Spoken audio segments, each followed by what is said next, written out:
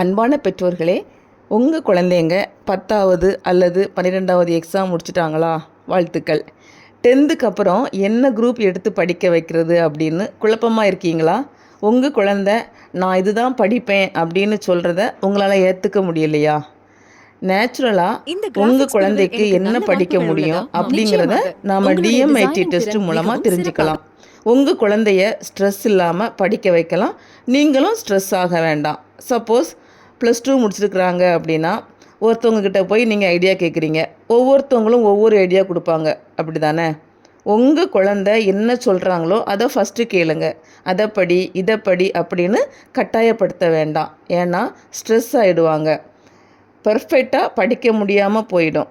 ஆனால் இயற்கையாகவே அவங்க பிரெயின் பேட்டர்னை பொறுத்து அவங்கள என்ன படிக்க வைக்கலாம் அப்படிங்கிறத டிஎம்ஐடி டெஸ்ட் மூலமாக நாம் தெளிவாக தெரிஞ்சுக்கலாம்.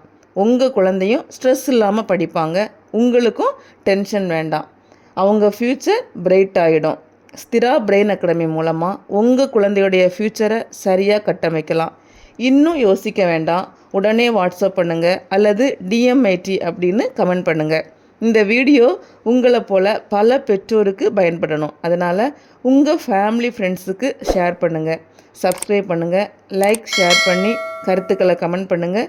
இன்னும் பயனுள்ள வீடியோவில் சந்திக்கலாம்.